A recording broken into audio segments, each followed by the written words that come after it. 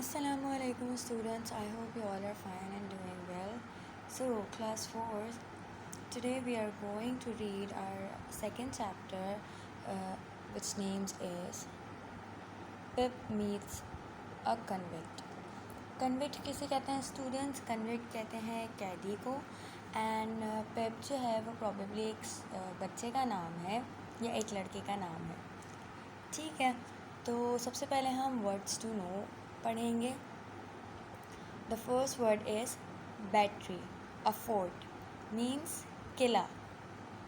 Blacksmith, a person who creates tools and objects out of metal.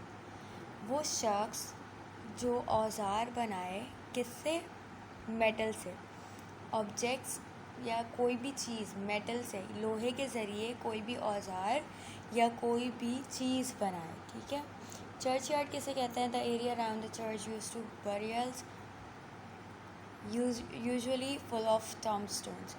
अच्छा students, आपने देखा होगा कि जो हमारे कब्रिस्तान होते हैं हम उन्हें ग्रेव यार्ड कहते हैं, लेकिन जो क्रिश्चियंस होते हैं वो जो है अपने कब्रिस्तान को चर्च यार्ड कहते हैं. ठीक है.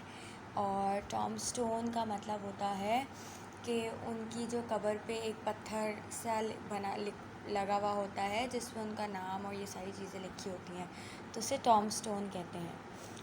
कोर्स, रफ़ कहते हैं खुरदुरा, ख़राब सा.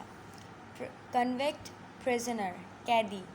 File, a metal tool with rough edges और सरफेस यूज फॉर कटिंग और सूदिंग हार्ड मटेरियल. सख्त मटेरियल को जो कटिंग और उसको सूदिंग कहते हैं, मतलब उसकी कर्व्स और फिनिशिंग करने को जो कहते हैं. रफ़ एजेस को जो है वो हार्ड मटेरियल जो होता है उसे वो सूदिंग करने के लिए यूज़ होता है. फॉर एग्ज़ाम्पल, अगर आपने देखा होगा आपके जो भाई बहन हैं वो क्या करते होंगे, अपने नेल्स को थोड़ा सा शेप देने के लिए फाइलिंग करते होंगे फाइलर से.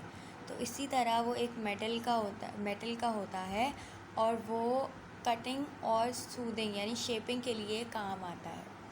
ग्रब, एक आम अल्फाज में या हम कह सकते हैं ख़राब ज़ुबान में ग्रब कहते हैं खाने को. स्लैंग मतलब कहते हैं थोड़ी सी ख़राब ज़ुबान. ठीक है ना, मतलब हम जैसे एक थोड़ी सी ख़राब उर्दू बोलते हैं और एक थोड़ी सी अच्छी उर्दू बोलते हैं, तो इसी तरह इंग्लिश में भी स्लैंग और स्लैंग वर्ड्स भी होते हैं. ठीक है, जो अक्सर आपको जो है वो बोलने से मना किए जाते हैं. तो उस ग्रब को उस स्लैंग लैंग्वेज में फूड कहते हैं. Marsh, a wet land area by water usually covered in a small plant. अच्छा, एक छोटा सा एरिया जो पानी और छोटे छोटे पौधों से कवर अप हुआ होता है. Nettles, a weed that stings skin when touched. एक ऐसा पौधा जो चिपक जाता है हमारी स्किन पे जब उसे छुआ जाए. Orphan, a child whose parents are dead. Orphan कहते हैं यतीम बच्चों को. Ravenously eating fast due to greed of or hunger. लालच या भूख की वजह से तेज़ी से खाना. टॉम्बस्टोन मैंने आपको बता दिया, एक बड़ा सा पत्थर होता है जो कब्र के ऊपर लगा होता है जिस पे नाम वगैरह लिखा होता है. Weathercock, a device shape of a cockerel use to show which way. अच्छा स्टूडेंट्स, वेदरकॉक क्या होता है? उस पर एक ना मुर्गा सा बना होता है. You can Google it easily. आप अगर वेदरकॉक लिखेंगे तो आपको ज़्यादा बेहतर तौर पे समझ आ जाएगा कि उस पर एक मुर्गा सा बना हुआ होता है और उसमें नॉर्थ, साउथ, ईस्ट, वेस्ट लिखा होता है और वो आपको वेदर बताने के लिए होता है. वो जिस तरफ टर्न कर रहा होता है इसका मतलब उस तरफ की हवा चल रही है. Wilderness, a natural space that has not been shaped or lived in by people. Wilderness एक ऐसी जगह को कहते हैं जिसको एक प्रॉपर शक्ल नहीं दी हो कि जहाँ लोग रह सकें.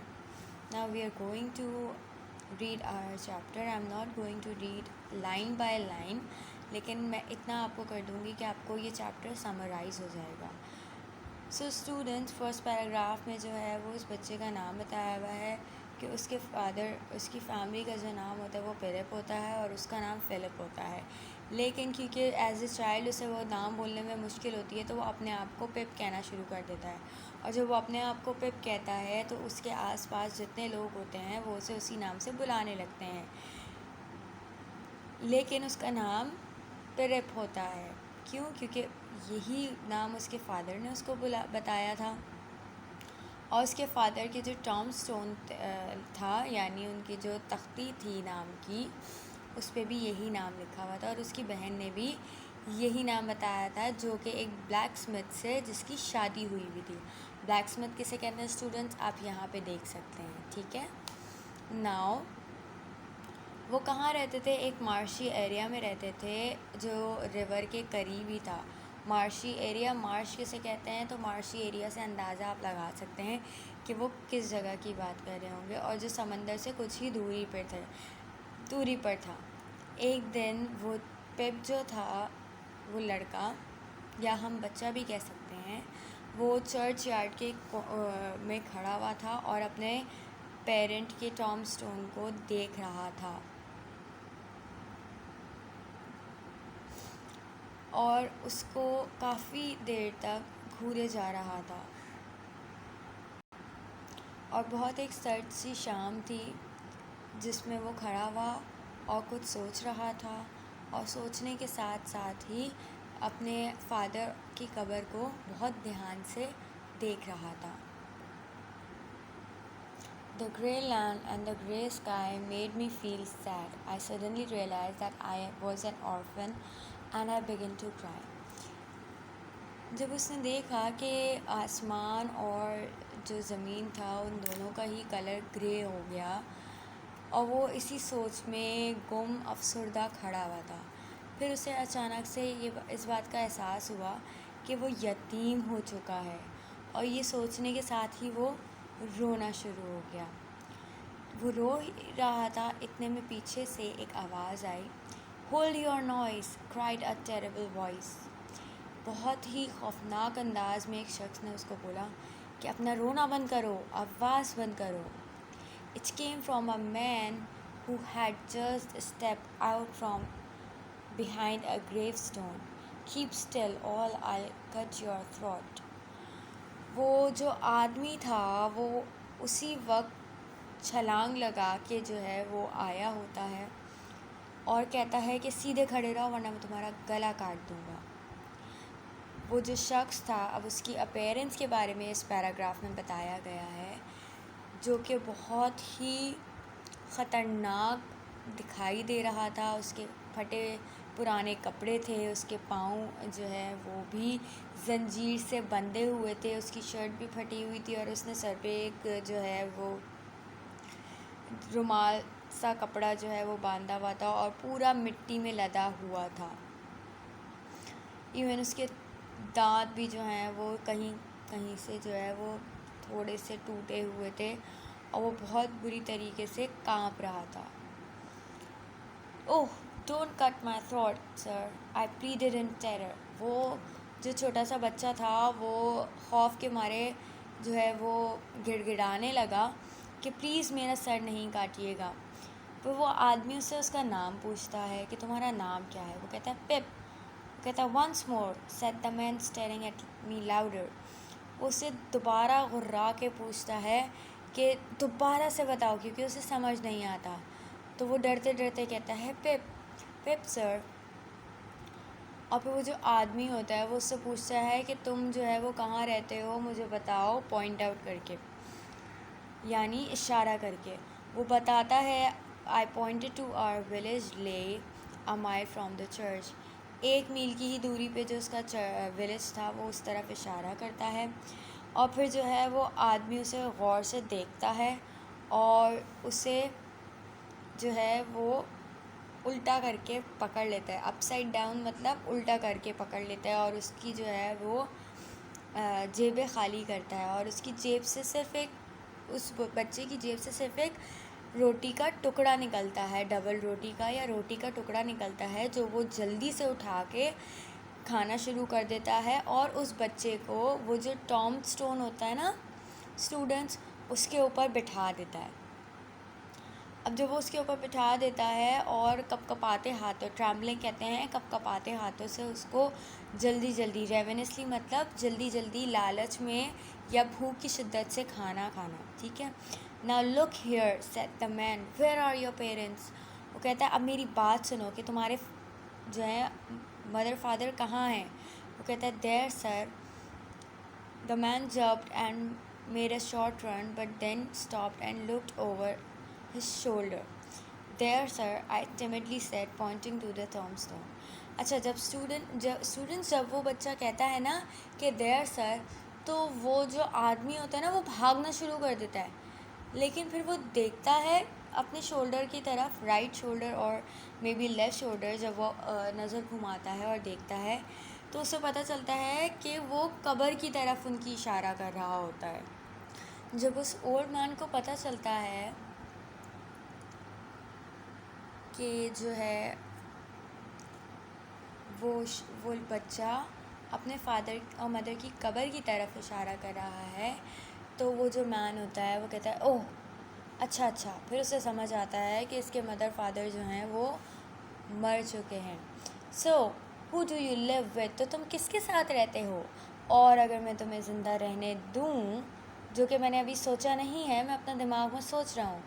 तो वो कहता है, फिर वो बताता है कि मैं अपनी सिस्टर मिसेस जो गैरगरी के साथ रहता हूँ, जो कि जो गैरगरी की वाइफ हैं। और जो गैरगरी कौन है, वो एक ब्लैक स्मिथ है। मीन्स वो क्या करते हैं, ब्लैक स्मिथ किसे कहते हैं स्टूडेंट्स, आपको बताया गया है वर्ड्स टू नो में, तो आप वहाँ से देख लीजिएगा, ठीक है। तो कहता है black Smith said and look down at his leg, और वो ब्लैक स्मिथ का नाम सुनते ही अपने पाँव की नीचे की जंजीरों की तरफ देखता है। आफ्टर जब वो अपने पैरों को बहुत दफ़ा देख लेता है, तो वो उसको दोनों बाजुओं से पकड़ता है और उसे नीचे गिराने की जो है वो अंदाज में कहता है अब मेरी तरफ देखो। Now look here, he said, I need to decide if I let you live, do you know what a file is. वो कहता है अब मेरी बात सुनो, क्या तुम चाहते हो कि मैं तुम्हें ज़िंदा रहने दूँ, तो क्या तुम्हें पता है कि फ़ाइल क्या होता है। वो कहता है yes sir, and you know what grub is. Yes sir, वो कहता है और तुम्हें ये भी पता होगा कि ग्रब किसे कहते हैं। अच्छा स्टूडेंट्स, फ़ाइल और ग्रब, मैंने ये वर्ड्स टू नो में बताया हुआ है कि किसे कहते हैं। वो कहता है after each question he tilted me over and little over more, this made me feel helpless, I was in danger. अच्छा, वो जो उसको टॉम स्टोन पर बिठा देता है ना, तो उसको दोनों बाजू से पढ़ के उसको गिरा रहा होता है, और वो बच्चा कहता है, वो बताता है अपनी फीलिंग कि हर सवाल पे वो मुझे थोड़ा सा और नीचे करता, जो कि मुझे और ज़्यादा डरा देता, और मैं बहुत ही हेल्पलेस फील कर रहा था। फिर वो आदमी इस पैराग्राफ में उसको कहता है कि अब तुम मुझे मेरी बात ध्यान से सुनो कि तुम मुझे वो फ़ाइल और ग्रब दोनों ही लाके दोगे, और अगर तुमने ऐसा नहीं किया तो मैं तुम्हारा दिल और तुम्हारा गुर्दा दोनों निकाल के खा लूँगा। और वो उसे मज़ीद गिराता है, और वो जो छोटा सा बच्चा होता है या लड़का होता है वो बहुत ज़्यादा खौफ के मारे डर जाता है, और यही उम्मीद रखता है कि वो आदमी जो है उसे गिराएगा नहीं। I clung to him with both hands, और वो बहुत बुरी तरह से दोनों हाथों से उसके साथ चिपट जाता है। जब वो देखता है कि ये मेरी बात जो है वो सुन रहा है, वो आदमी देखता है, तो वो क्या कहता है, वो उसे मज़ीद डराता है और उसे कहता है कि कल सुबह सुबह तुम मेरे लिए फ़ाइल और ग्रब लेके आओगे, मैं पीछे ही किले की तरफ रहता हूँ, और अगर तुमने ये किया और मेरे बारे में किसी को नहीं बताया तो मैं तुम्हें ज़िंदा रहने दूँगा, और अगर तुमने मेरे बारे में किसी को बता दिया और ये राज रखने में हार गए, then your heart and your liver shall be torn out, roasted and eaten। वो कहता है अगर तुमने मेरा राज नहीं रखा तो तुम्हारा दिल और गुर्दान काट के निकाल लूँगा और उसे रोस्ट यानी तल के खाऊँगा। Now I am not alone, मैं अकेला नहीं हूँ। There is a young man hiding with me, एक बहुत ही जवान सा आदमी मेरे साथ रह रहा है और उसके मुकाबले में मैं तुम्हारे लिए एक फरिश्ता हूँ। और ये बात वो स्टूडेंट्स क्यों कहता है वो भी हम आगे पढ़ते हैं। That young man can hear us now. That young man has a secret way of getting a boy at his heart and his liver. A boy can't hide himself for that young man. A boy may lock his door, may be warm in bed, may tuck himself, may draw the clothes over his head, and many more things he can do. But that young man will softly creep way to him and tear him open. वो उसे मुकम्मल तौर पे डरा देता है कि वो आदमी जो है हमें सुन सकता है, वो हमारा जो उसके पास एक ऐसा सीक्रेट है, एक ऐसा राज है जो वो तुम्हारे दिल और गुर्दे तक पहुंच सकता है। और तुम जितना भी छुप जाओ किसी अलमारी के अंदर, किसी दरवाज़े के पीछे, अपने ऊपर कपड़े क्यों ना गिरा लो, वो आदमी तुम्हें आसानी से ढूंढ लेगा, वो जो यंग मैन है उन दोनों के दरमियान।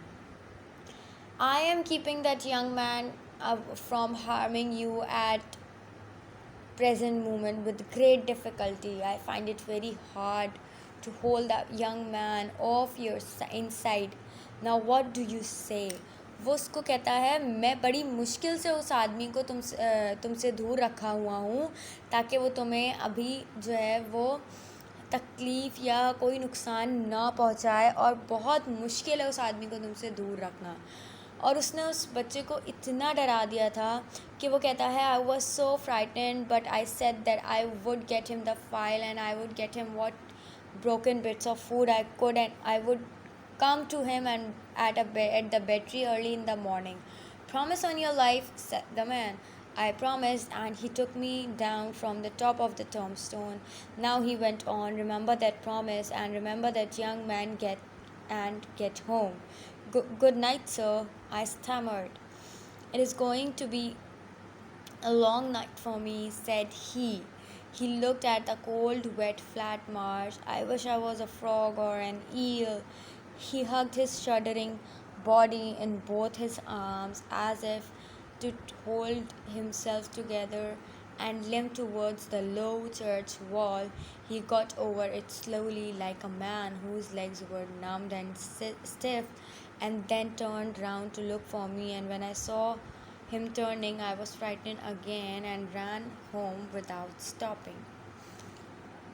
So students, यहाँ पे उसने ये बात बोली कि मैं इतनी बुरी तरीके से डर गया था कि मैंने वो जो कन्विक्ट यानी प्रिजनर था, कैदी था, उसको बोला कि तुम जो मांगोगे मैं तुम्हें ला के दूँगा, और मैं जो हूँ वो तुम्हें खाना और जो फ़ाइल तुम्हें चाहिए वो किले पे ला के दे दूँगा अर्ली मॉर्निंग। वो कहता है अपनी ज़िंदगी का वादा कर रहे हो तुम, और उस वादे को निभाता है। देन उस बच्चे को, उस लड़के को टॉम्बस्टोन से उतारता है और जो है कहता है कि याद रखना कि वो आदमी कभी भी तुम्हें ढूंढ सकता है। और वो स्टैमर्ड का मतलब होता है हकलाना, और वो जो बच्चा होता है वो हकलाते हुए कहता है गुड नाइट सर, यानी ठीक है सर, गुड नाइट, अपना ख्याल रखिएगा। और उसके लिए ये बहुत लंबी रात होती है उस बच्चे के लिए, और वो जो मार्शी एरिया मतलब जो एक छोटी सी नहर टाइप जा रही होती है उसको देख के यही कहता है कि काश मैं एक कोई मेंढक होता या ईल होता कि मैं इस पानी में जो है डूब के वो कहीं भाग जाता। जैसे ही वो अपनी यानी वो जो बच्चा होता है वो अपनी आर्म्स को, अपने दोनों बाजुओं को जो है वो पकड़ता है, और जो है वो क्योंकि ठंड की वजह से वो अपने आप को सहलाता है और जाने लगता है। जैसे ही वो उस आदमी को पीछे पलट के देखता है और वो उसको देख के भागना शुरू कर देता है। ओके स्टूडेंट्स, तो आई रियली होप कि आपको ये स्टोरी जो है वो समझ आ गई होगी properly. I couldn't read line by line, but you guys have to read it all by yourself. Till then, take care. Allah Hafiz.